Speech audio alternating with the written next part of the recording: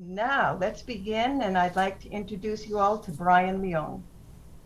Brian is the author of Take Me Home, a recipient of the Willa Award for Historical Fiction, world famous Love Acts, the recipient of both the Mary McCarthy Award in Short Fiction and the Asian American Literary Award for Fiction, and the well-received novel Lost Men, and his 2018 novel Ivy versus Dogg with a Cast of Thousands. And that was a finalist in the Indiana Author Awards last year, or in 2019.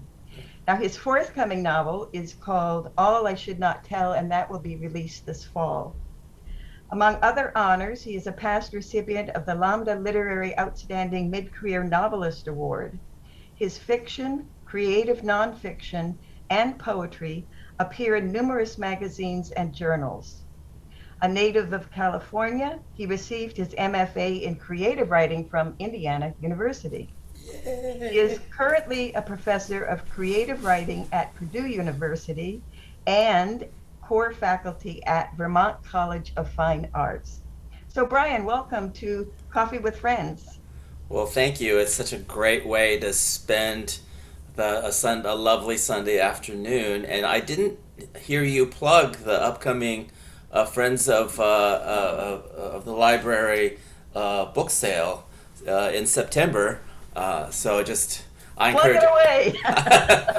I saw it and I don't live down there, and I was like, oh, you got to go, right? know. And I saw that there's actually a special time for Friends of the Library members to.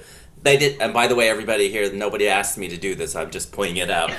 September 9th, you have a special day to go. Friends of the Library, take advantage of it. All right, great. That was actually the end of my script, but okay, it's great. Okay. I'll just mention too that the book sale is September 10th to 13th, with that early bird special for Friends on September 9th. So yeah, I am delighted to have you here. I love your work, and you have a very interesting, diverse style, and your books are so different from each other that I find that in itself fascinating. Each book is a good read, and they're all very different. So we don't have a lot of time to cover all these books, but I want to give people an idea of each of them so that they can discover them themselves. So the first one I want to talk about is the Ivy versus Dogg one. Ivy versus Dogg with a Cast of Thousands. I mean, even the title is fun, you know? And this is a fun book. It's a humorous book. I chuckled throughout the whole thing and guffawed a couple of times. You know, it's just it's a fun read. And all your books have sort of multiple stories and issues to think about and sort of chew on as you read the books. And this one has that as well. So I'll give a very brief summary of what the book is about, and then we can talk about it a bit. So it's written in the narrative voice of a committee, which is unusual. This is sort of the ruling committee of this small town.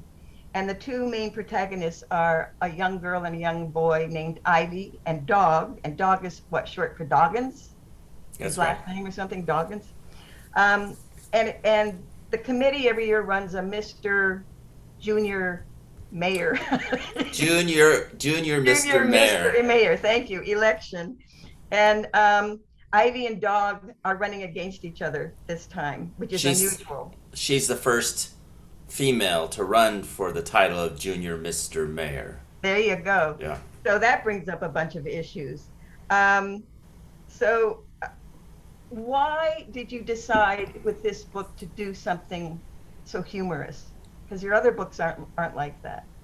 No, well, there's a couple of reasons, and I'm glad that you found some humor in the book, because it does have kind of a core serious issue.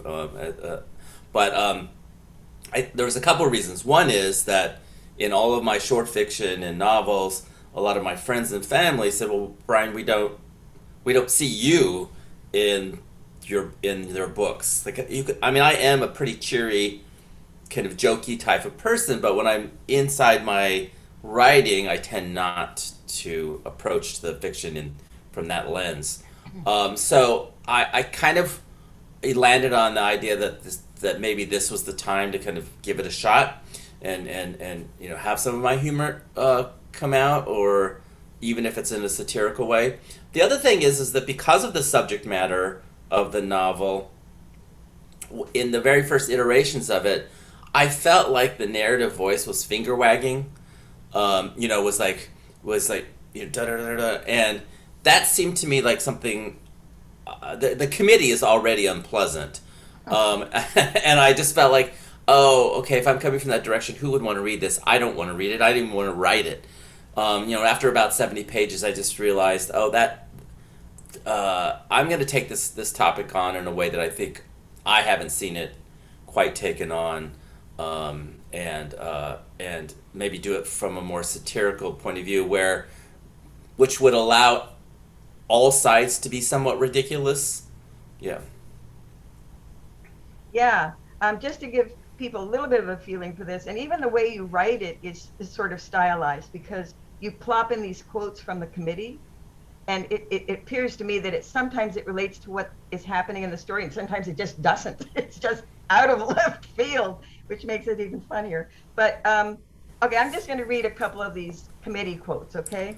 Well, and really quickly, I just want to share with everyone that the premise originally and it's in the book, is that the committee likes to go around town putting notes on things, telling various town citizens how they should be leading their lives, or what they should be doing with their yard, or it's boundless, their interest in commenting on what other people should be doing. It's the kind of like the beam in your eye versus the mote in the other person's eye.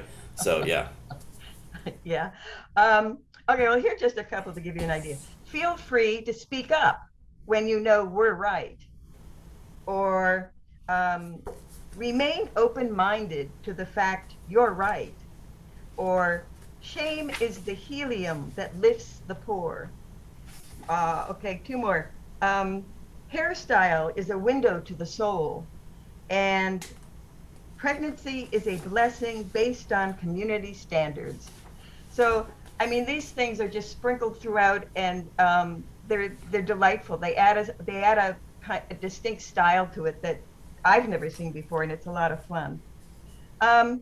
So, I mean, there are a lot of issues being talked about in the book, and you even ended in a way. I'm not going to say anything about the ending because I want people to reach it themselves in the book. But I was really delighted with how you ended it. I thought, because I couldn't figure out how you were going to end it. But you often do this, I think, in your writing. You take things on and you point things out, and you surprise people, even just with your descriptions. I mean, some of your analogies are just like, whoa, it's so fresh it can crunch. I mean, I never even imagined thinking about it like that. So those are sort of threads throughout, I think, all your books. And another thing you like to do, and I think it's in all of these books, is you play with time. You go back and forth between the past and the present. And you do that really skillfully because you're building up the story. You're adding depth to your knowledge about these people. Mm-hmm. And so it really works. But again, that adds, I think, a special interest to it, and a building up of sort of mystery and what's going to happen. And this book is a lot of fun, but when I say that, it has a lot of issues being discussed in it, and it's a really good read. I recommend it. Well, maybe just so we don't frustrate everyone, we can say that Ivy and Dogg are teenagers, and Ivy becomes pregnant. Okay. And part of what the entire community decides is the issue of the day is telling from both sides, telling Ivy what she should do about her pregnancy, right? I think that the figure of mothers comes into this in a very important way, and talking with family. But we were being a little bit coy about that aspect of it, so I wanted to yeah. That's just one character who's really fascinating, and I kind of wonder where she came from. Is Abigail, the sort of neighborhood single older woman who happens to do topiaries, right? Yeah, like but she creates. Well, Well, tell me a little bit about her. she's not single. Oh, right. Okay. Yeah. But well, so kind of what I did is I took some of the flavor of my own hometown in Lakeside, California, Huh. and some of its history, and then kind of like fictionalized that. And so Abigail Colton, in fact, in our hometown there at Lakeside, was a resort community way back in the early 1900s. It was like Mae West would go out there, and Barney Oldfield set a world land speed record out. It's the only natural lake in San Diego County, and there was a great hotel there that rivaled the Hotel Del Coronado. And then there was some dispute about whether the town owned the lake or the hotel owned the lake, and then and then the town just kind of, I think, suffered for that dispute in terms of the hotel burning and so Abigail Colton kind of represents that legacy in this novel, where she's like kind of like, quote, old money, but also I think it's and then you're right, and her hobby is creating magnificent topiaries, which figure very prominently in the plot of this novel, which is weird. What novel have you ever read where topiaries figure? Well, I guess we could say Edward Scissorhands in terms of a movie, but I kind of like, if you see, I plant, like, I think in the novel, voices of reason, and they're not all progressive, they're not all conservative, and I think that she is one of those voices, and kind of a legacy voice for the town, and also, like, she provides kind of a stability that isn't comic, right? So that not everything in the novel is satirical, right? And I think that you kind of have to have that kind of anchor so that the reader has a place to trust. That's a good point. I also think the development of Ivy and Dogg's character is really good. It's really nice. It really develops, and the relationship between them is so interesting. Again, it's not a cliche. You know what I mean? There's complications. It's complicated, and so yeah, and all the sub characters too are very interesting and have their own stories and own issues that come along with them. So I think let's leave it there with Ivy versus Dogg, just to give them a taste of it. Okay. As we have 3 other novels I would like to talk about, unless there's something you want to say, Brian, specifically about Ivy. I guess I want to say that if you were looking for a novel that contains a giant squid, this is the novel for you. There you go. Okay, that's good. All right, so the next one is I'm going to talk about, because it's the next one down in the list of publication years. 2010, you published Take Me Home. And I think that was your second novel, right? That's right. Take Me Home, right here. Yep. And now this is really a different subject. It takes place, it's based sort of on a historical event from the late 1800s out west. And it's in a mining town, sort of a very rough early stages of a development. And again, sort of the protagonist, again, you have a very interesting, strong woman, just like you did actually in Ivy. So your women are very interesting in your books. But her name is Addie, and she comes out from the east to at the invitation of her brother Tommy, who's trying to start a homestead there, and he works in the mines. And there are also, of course, a lot of people from China, the Chinese miners that came over, and they're working the mines. And at that point in time, of course, there's a huge conflict between the Chinese miners and the Caucasian American miners, right? There's a conflict there. But she meets a miner named Wing Lee. And so he becomes sort of the person, along with Addie, that become your central interest throughout this whole book and what happens to them. It's been referred to as a sweeping, action-packed novel, and it is, because it deals with a long period of sort of his time that ends in a large event that is historical. So let's start again with why this topic. I mean, you're jumping, to a brand new topic here, a Western in a way. Yeah. Take place in 1800s. So I am, some of you may have detected by my last name, I am half Chinese. My father and his family were a landowning family in China and fled in 1949 when the communist surge happened, and then came and you know eventually made his way by the like early '60s to San Diego, where he met my mother. And so, but just by upbringing, I am interested in the history of Chinese immigration.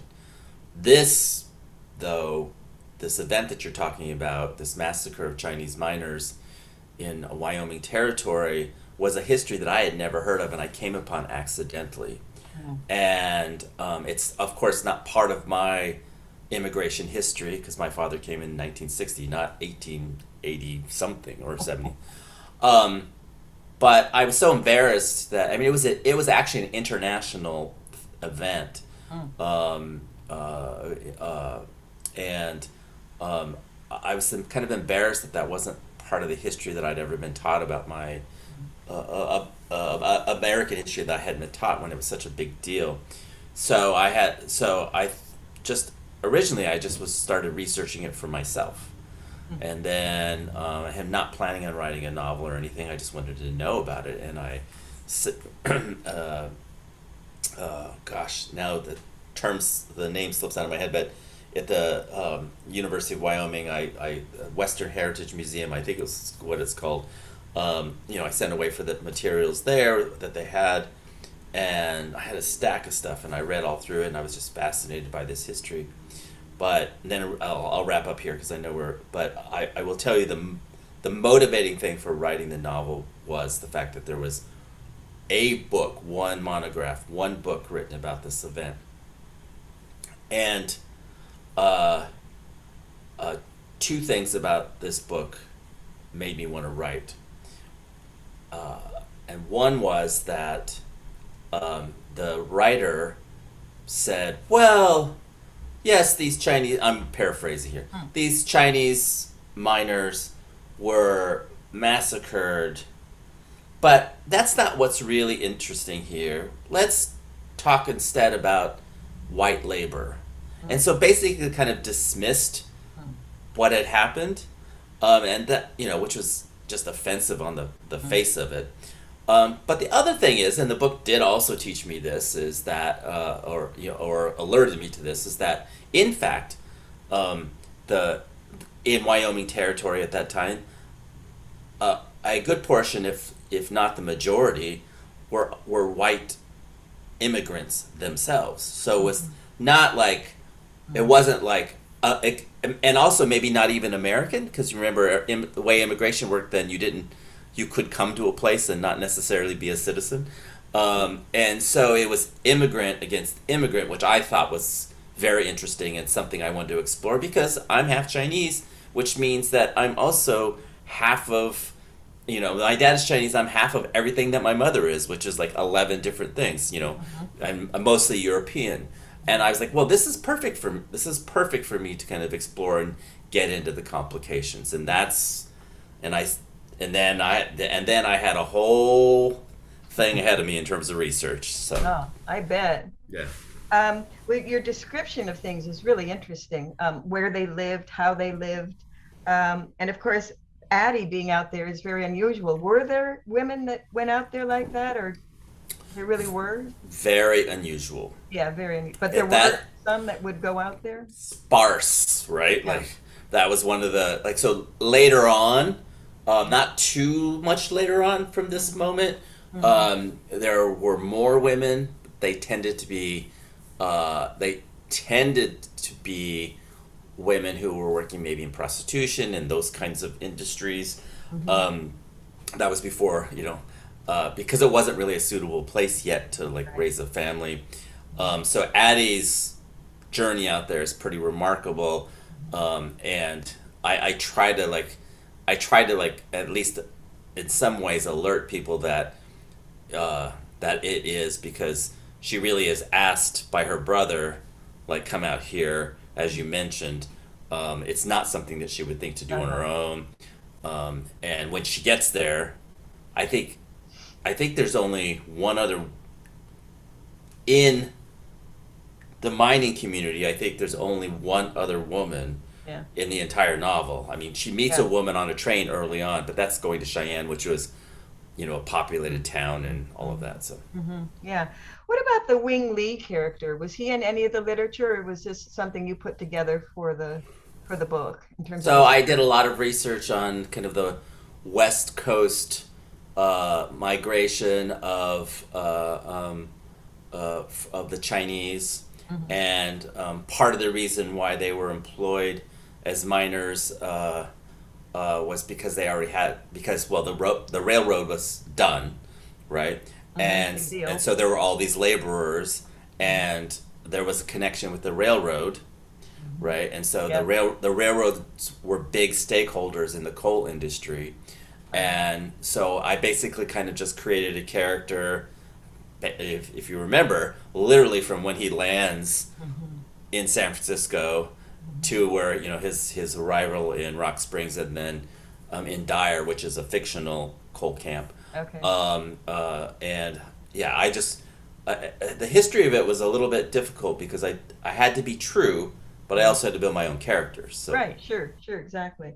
Well, do you want to give just sort of a brief summary of what the story is? Because I don't want to give away too much. So, Addie travels from Kentucky up to Wyoming Territory to meet her brother Tommy, and while there, she meets Wing Lee and decides to do some business with Wing Lee, and what develops is a kind of improbable romance that's not in the novel. Like it's very tenuous because it's not something that would have been allowed, right? So there's that tension, but also she's kind of coerced into marrying this Finnish character Mook, who is a miner, and that's not a happy marriage, and in fact, Mook ends up being during the massacre of Chinese miners. He ends up being the reason that she is basically forced to leave Dyer and Rock Springs, and I won't tell you why she's forced to do that, but and then goes out to California. But the scope of the novel is as a older woman, she's invited back to say goodbye to the few remaining Chinese miners who are retired, and by choice they are going back to China. That's kind of the container of it. So she's going back, and then so that causes her to reflect on everything that happened during this period. Yeah. What you just said is interesting because she's invited there at the start of the book by her brother, and then she goes back to the sort of culminating event that we are brought in on by another invitation. That's how, that's kind of fun. And she gets an opportunity to not confront. Well, she gets an opportunity to confront Mook, and who's also at that point, obviously an older man and not in good shape. And I think it's really interesting what she does when she finally meets up with him. Yeah. All right. So that's the book called Take Me Home. Now the third novel I want to talk about is, this was your first novel, wasn't it? Lost Men? Mm-hmm. That was your very first novel. That's impressive. Now this is again very different. This is very interior, right? It's all of their thoughts. It's a father and son relationship that the book is about, and you tell it through each of the characters' basically internal thinking process to a large extent. So that's again a totally different style, totally different way of doing it, and it's a very personal book. I mean, this really feels there's an intimacy in this book, when you're really kind of drawn into it and become sort of a part of this relationship almost. It's that intense a relationship. And the two of them have something to work out, you know. And again, like, what was this motivated at all in a biographical way for you? Is this close to something in your life, or was this a totally new thought? Well, there are a couple biographical elements to this novel, and this gives me a chance, by the way, to give a shout out to Scott Russell Sanders, who saw as my thesis um, uh, some of the original work on this novel, although it ended up not being my first book. You know, Oh, it okay. wasn't. But uh, so when I was living in Cincinnati, um, no, it wasn't Cincinnati.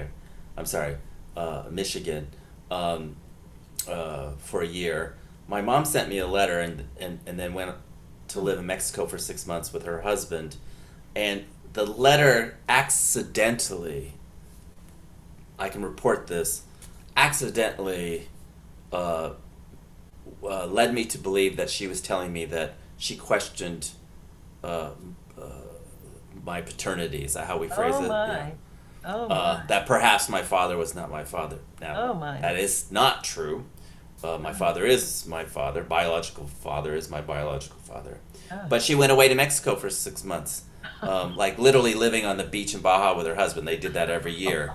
So I had no way of getting a hold of her. 6 months, I'm holding this in my head, waiting for her to get back. Oh my God. So the novel, for if any of you have read it, and I know Patsy, you have, the novel deals a little bit, well, not a little bit, in a major way, deals with the question, this hanging question about Weston's, the son in this novel, his paternity.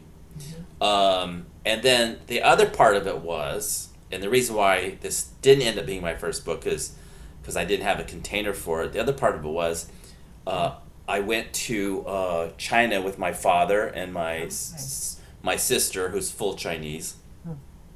and we traveled for about a month, including going back to my father's village and meeting all kinds of relatives that in like Guangzhou and in Huiping, and so we went back to the family property that used to be, Hmm. basically this rice plantation that my family owned, Hmm. and I had a travel log, and Okay. uh, I was like, and that's the travel log. Actually, I mean, I wrote not a. I apologize. A travel diary, not a travel log. Yeah. I was like, oh, this is the container for this Oh, story I want to God. tell, because this novel actually had been a short story called Various Things. At one point, it was like Three Rivers of Chinatown.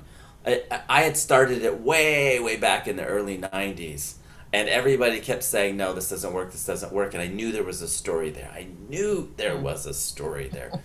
And finally, one of my friends, Joe, said, "Brian, the problem that you've shown this to me 7 times. It doesn't work. The reason why it doesn't work is it's a novel."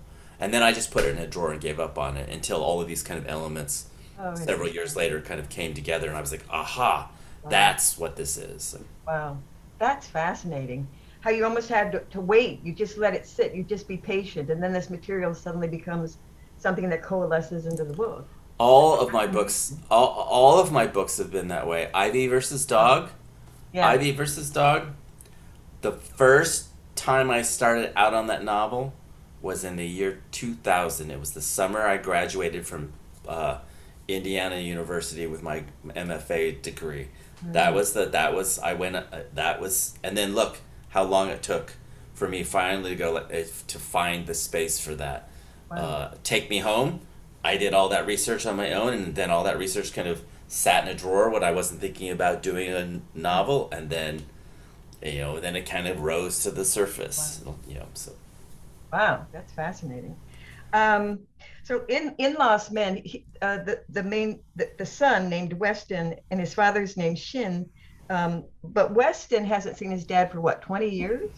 They've been estranged for 20 years. something like that. That's right. Something Yeah. like that. So when he gets this invitation, but he also remembers as a child that his father, one of the last things he said to him was that I will take you back to China someday, to my village, right? Mm-hmm. So he has this the whole time they're separated in his mind. So when his father finally contacts him and says, let's go to China, that memory sort of forces him to say yes, because it seems to have some importance. It's more than just out of the blue. It connects somehow to that moment when he was with his dad before the separation. Um, so while they're traveling in this travel in China, you go back and forth between the two of them. And again, you do this thing with sort of current and past, present and past. And you build it up. You sort of have this method of developing and thickening the plot and the characters and the relationship by this method. And it's very interesting. And I think I mentioned to you that about the same age as your characters in the book, my mother asked me to go to China. Yeah. Yeah, and we had a big trip that was important. So when I read this book, it was personally engulfing for me. Nice. So yeah. This is it's a really good read. So again, Of the books that we've talked about so far, I guess I want to tell everyone that I consider this like a novel-length poem. The language is gorgeous. It just, I mean, I'm not complimenting. I'm not complimenting myself. I am complimenting myself, but I'm just telling you. But it isn't like a page turner. You really have to be in love with language, I think, to really like this novel, because it isn't. Take Me Home is much more action oriented and the story. And I didn't sit down and intend to write like this kind of description heavy novel. It just kind of is how it evolved. I'm warning everybody. I really would love for you to go to the library and check this novel out, but just be prepared that it's going to be the kind of novel that you read like 10 or 15 pages of, and then you sit down and just think about the imagery for a while. Yeah. Honestly, I read all your books like that. I took my time with it, partly because I had to, but it was a nice way to read them. But you're absolutely right. I remember when I was reading this, I'm a poet, right? And I remember when I was reading that, wow, this is really poetic. And a lot of your writing has a poetic quality to it. I'd love to read your poetry sometime, because it's so good in your fiction work. You're the only person in the history of my life who's ever said I'd love to read your poetry. Okay, well, I know it's a rare thing to hear somebody say, but I would. Yeah, it's a beautiful book, and it's beautifully written, and just sink into it and flow with it, and it's a great read. Okay, so now we're going to end with your. Oh yes. Remind me, what is our time here? Like, what is the? We have till. We want to have about at least 10 minutes for questions. Let me just share something really quick. Right? Yeah. So just since there's 11 of us here together. Yeah. In terms of like poetry and creating imagery, just to share with you like a thing that as a writer, that's really important to me.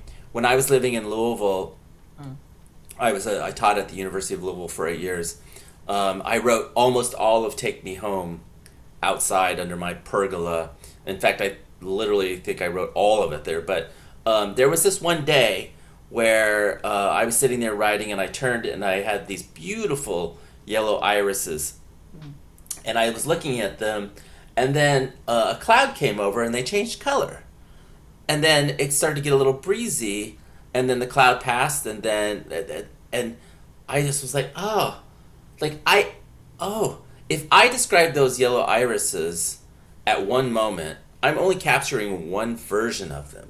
So I stopped, and then the clouds came over, and I was like, oh, well, that's really interesting. And so I just stopped writing that day on my novel, and just did an exercise where I watched those irises for 20 minutes and wrote down every descriptive version of those irises that I could see, to see if there was a most iris version of the imagery that I could get to.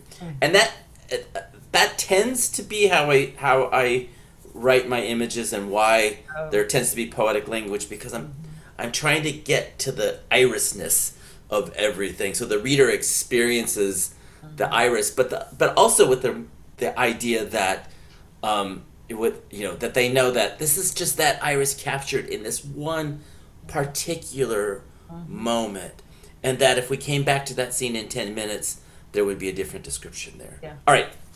Oh, End of parenthetical. Yeah. But that's wonderful. It actually, that makes total sense to me, because you do that in your writing all the time. Folks, honestly, he comes up with these things to describe different moments and things that are so unexpected and unusual.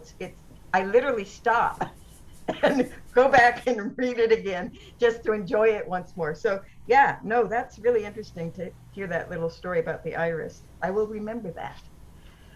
Okay, so your new one coming out in the fall is called All I Should Not Tell. And again, I knew it would be something different. And it's a totally different type of book. Okay, so we have here, again, a very complicated, very interesting, lots of themes, lots of issues being talked about and dealt with. But it's basically a mystery. It's a murder mystery, a whodunit. Kind of, yeah. It really is. I love whodunits. I mean, okay. So I thought, oh, good, a whodunit. But it's so thick and it's so rich and it's got so much going on. And it deals with child abuse, which is not something anybody wants to have to look at. It's hard, but it's so interesting, and it gave me a real insight. And I consider myself an empathetic person anyway, but thank you for writing this book. And it's a love story. And it's a love story. And it's a love story in a number of different ways, I think.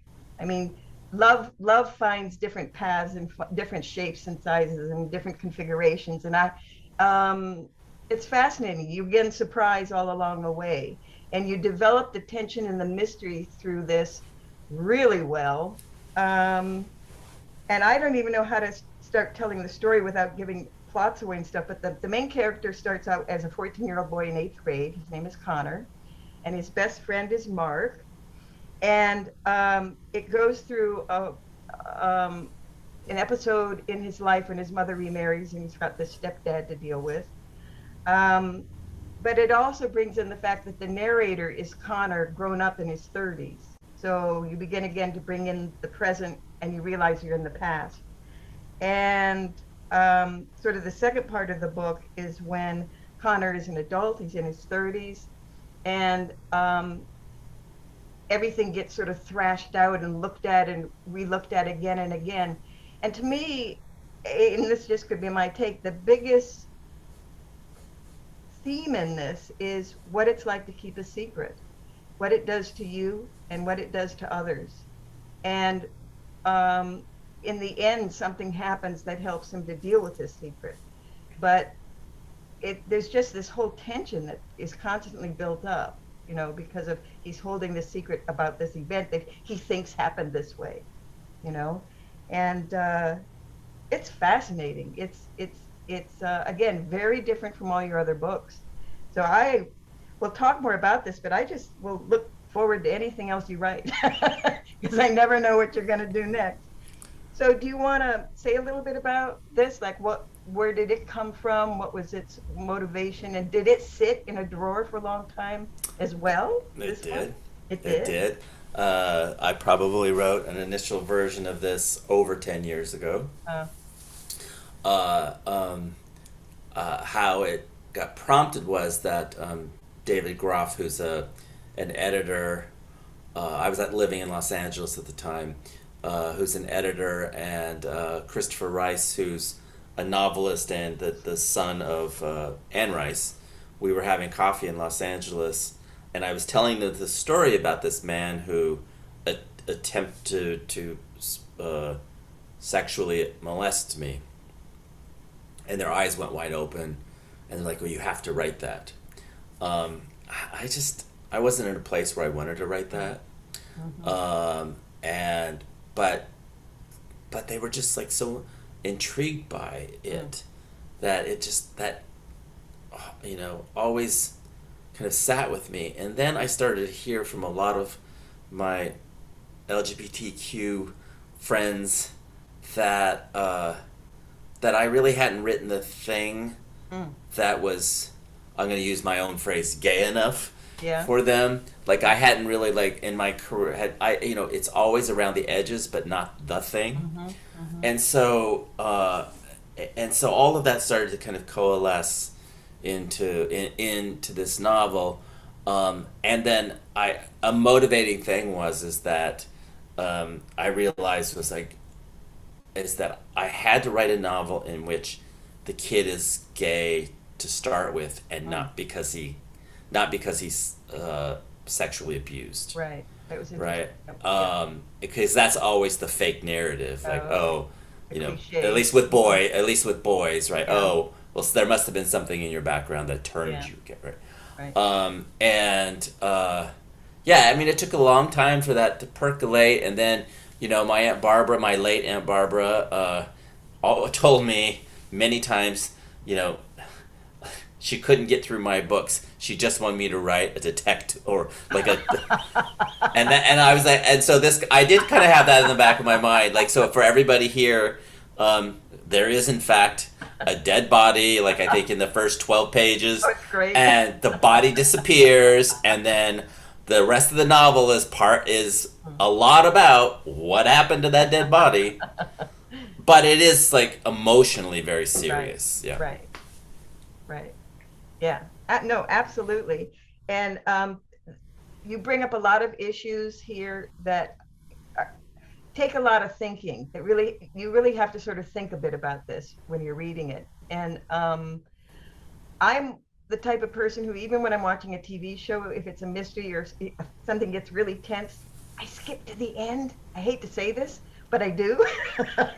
And you got me. I mean, I was about halfway through and I said, I can't take it. And I went and I read the end. I said, nobody else do that. Nobody else do that. It's horrible. But I went back and then I could relax and read, not relax, but then I could read all the stuff that happens and the dynamics and the intrigue and the way the plot twists, and it's really, really fun to figure it out.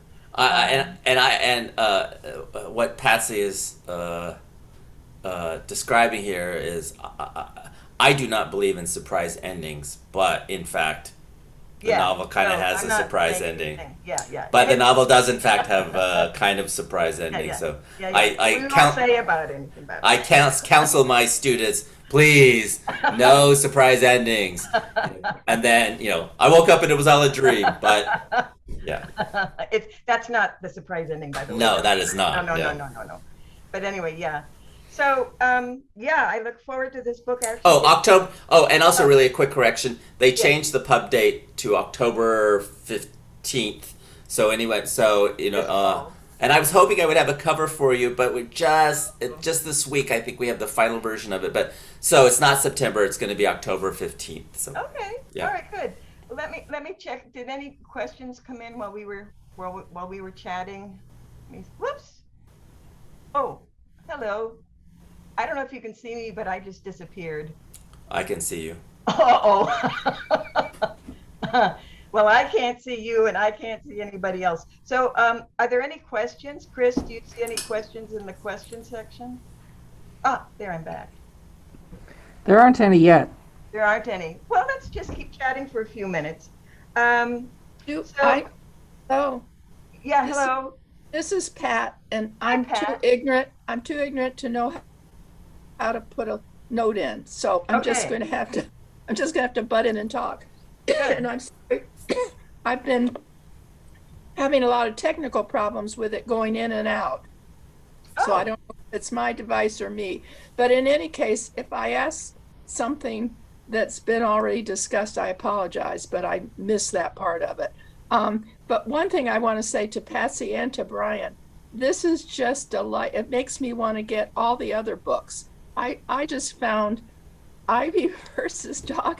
It was, the title just said, I don't want to read that. I mean, it just was so different. And then when I got into it, but I have to say that conceit of the committee and their proclamation, that was the funniest thing. I couldn't wait for each proclamation to come forward. But you two have just had the most delightful conversation, and now I have to get all of your books. And I just appreciate, one, Patsy, you doing such thoughtful work in leading the discussion, and Brian for having such a fertile mind to take us to so many places. So I'm sorry that I missed any parts of this, but thank you very much. It's been fun. Tell me about the committee a little bit, if you would, or have you already done that? We didn't really actually go into depth about the committee. I talked a little bit about it, and thank you so much, Pat, for your generosity in that compliment. I guess I would share that, and probably many of us here have the frustration of of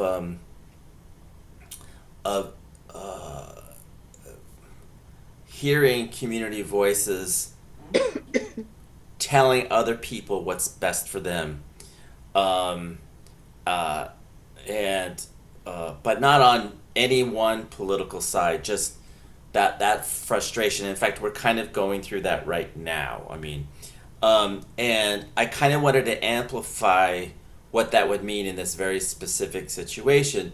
But the thing that I think is that, the committee is acting out of position of arrogance, not out of like concern or knowledge.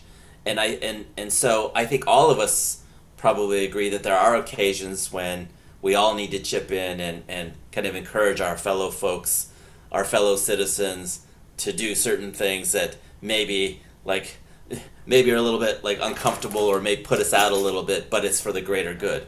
In this case, I wanted to kind of amplify that part where you're just doing it because you have hubris. But the problem with that is what early on was that the committee was just I didn't want to spend any time with them, and so the notes that you see, those little post-it notes, so that they don't appear that way. We tried to do it in an early mock-up of the novel, and it looked messy. But those post-it notes were a way for me to have part of their personality be unintentionally humorous, right? And so it makes them, I think, a little bit more palatable. You don't agree with most of their post-it statements, if any of them. They seem a little ridiculous. But just to kind of take the edge off of their hubris, I thought was important.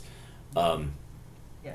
And also to take the edge off of a sense of any of my own personal finger wagging, because I didn't want to write a didactic novel because then I would be doing the same thing as the committee. Right. I do have a very particular set of politics, I will tell you, but we'll leave it at that. Right. Brian, it was interesting because the buffoonery of them is a lot of fun. They get so outrageous, some of them, their statements, that it's just ridiculous. But there were also some where I actually read it and thought, oh yeah, okay. And I went, what? I'm agreeing with the committee. So it's tricky. You have to give it a double thought. So anybody else out there with a question? You want to sneak in on the chat or drop your voice in? And I'm not insulted because I realize that the majority of us have not read these books, and so it's hard to ask a question when you haven't read them yet. But I am also a generous responder, as you can tell. So okay, well, do you have what else do you have lying around that is waiting to perk up to the top? Besides the one that's coming out in October, I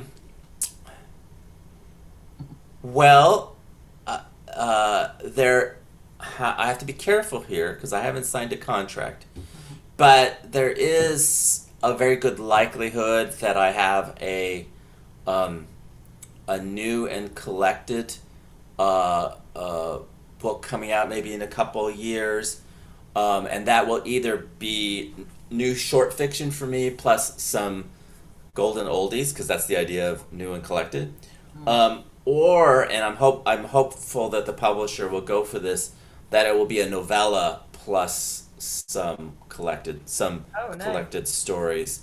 I'm not one who aspires to the idea that the novel is the ultimate goal for a writer. I know that culturally that we love that. We love the debut novel particularly, right? And then we love to hate the second novel, the sophomore novel. I don't aspire to the novel as the form. So, for example, this semester, oh my gosh, you can tell Purdue is already on my mind. Also, by the way, it's very interesting. At Purdue, I oftentimes don't really talk about graduating from IU. We won't tell anybody. I spent the majority of my writing time this summer writing flash fiction. And I published, in the last year, I published a lot online, not a lot, but, I published one full short story plus flash fiction. And I'm thinking also then one of my projects might be to pull together a collection of just flash. And that speaks to Patsy's note that I like to write in a bunch of different modes. That's just been the case of my career, and which is why there isn't a Brian Leung brand. You can't. It's frustrating for when I had was with the big publishers, Random House and HarperCollins. It was very frustrating to them because I wasn't giving them a product that was recognizable from the last product. So I do have stuff ahead, but I don't have a signed contract. I'm pretty certain on the new and collected though, but I have to I have to be kind of mum about who that publisher is and all of that until there's that. So all right, well we wait with a bated breath. Yeah. Okay. I have one other question. When you talk about your students, on both ends, what do you try most to share with them? How do you try to help them be the best writers or best version of them? And what have your students taught you? So, and then I see also, Shirley, I think you have a follow-up question as well, right? Right. I can only see a few people at a time. So to respond to that question, I think that one of the things that I really try to instill in my students is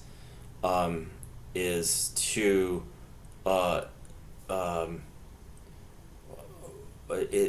write what they are emotionally passionate about, not what they see is popular on the internet and on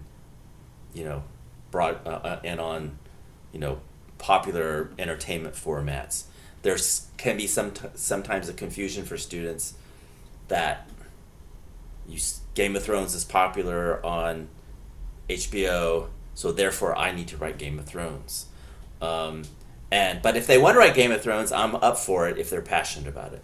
But then when they write Game of Thrones, I tell their version of Game of Thrones, I really, really, really ask them to not accept their first choices, to like in their writing, particularly in revision, to burrow down into their fourth or fifth choices on every image, on every idea, so that they get to the original part of themselves and not the part that's just kind of floating out in popular culture. And what do I learn from them? I think every year, every semester, I am reminded that, let's say I'll just take one little corner, that the concerns that I had as a young man, as a young gay man, and this is only one little aspect. For example, as a young gay man, have been in some ways resolved, and my students who are LGBTQ writers, they have new concerns, and so I can't be stuck as a reader and thinker in my concerns. I need to kind of update myself and really invest in what's on their mind, if I'm going to be a good mentor to their writing, and I think that keeps me. I mean, now that's just one little category. There's it's a broad category of things. I just have to they teach me to keep myself fresh in terms of what my advocacy should be in the moment, and that 1990s Brian, 80s Brian, who was really concerned about AIDS, for example, right? Well, that isn't the present thing. So I that was a long answer, but it gives you some idea of how I operate. And then I think, Shirley, are you still there? Yes. I read two of your books, Ivy versus Dogg and Take Me Home. And because I'm such a historical fiction reader, I obviously like Take Me Home the best. But I'm interested in your image of women. You said something about the character of Addie in Take Me Home, but I'm interested whether you did find any accounts of women during that time period that would have been women who traveled out west under no matter what circumstances. And during that very same time period, if you found example of women in your historical research, and if that's why you made Addie the kind of character she was. And even in Ivy versus Dogg, I identified with Ivy, and I thought she was such a strong character. So can you talk a little bit about your image of women? Well, so that's I appreciate these questions from all of you, and I love that question. I guess I can share with you a very kind of foundational thing is that I have my mother and my four aunts, and they were all three of those aunts were born in Missouri, on our family farm, at home. Like at home, no electricity, no running water, and even when my grandparents moved out to San Diego, it was agricultural. My grandparents had a well. They weren't on sewer or anything like that. They were subsistence farmers in San Diego County, my mom and my four aunts are kind of like who are all very close. Were very foundational for me in terms of being, four of the five of them being very powerful women and one not. So with Addie, actually, kind of my mom was a real model for that character. In terms of the historical perspective, it's Wyoming territory, and so at the period that I'm writing, right at that moment and preceding it, there were of course women, but again they were more likely to be kind of out at Cheyenne than they were to be out at the coal camps. And I mean that's just a fact of history. And a coal camp was not a town even; it was literally a place basically serviced by the railroads. In Rock Springs, if you remember, in that novel, if you remember, there was literally people living in dugout little caves on the banks of streams, right? Literally like dirt walls they put some random lumber over the top of it. It was the models I have were that I found were not as useful for where I was writing. Had I been writing it like in Cheyenne, I would have had more powerful array of women characters. But there is that one character who's a homesteader, who I tried to kind of make emblematic, and it's the one person that woman who befriends Addie and gives her some kind of really hard advice. I tried to make her emblematic of what was, of the few women homesteaders who were out there. Another another thing was I didn't write a lot about the indigenous people there because they'd basically kind of been, chased off, and so even, I felt bad. So they get mentioned, but the reality of the history is they just weren't present. So does that answer your question, Shirley? Yes, Yeah. I'm going to Wyoming very soon, and I'm going to look for any evidence in the museums and so on of this time period. Yeah, and then you can come back and scold me if I've gotten it wrong. Brian, thank you so much. This has really been fabulous, and I'm so glad we got you out here to talk to all of us. Thank you all very much. Yeah. I hope you do well in September at the book sale, and I just really appreciate that you cared enough to invite me to spend some time with you this afternoon. All right, well, it's been great, and thank you for everyone who came to see it. And I also want to remind you, we have our popular dine out for the library at the Uptown Cafe coming up on Tuesday, September 14th. And as Brian keeps helping us remind you, the big fall book sale is in September 10 to 3rd. And thank you, everybody. Thanks again, Brian. I want your poetry. I want to read your poetry. Bye.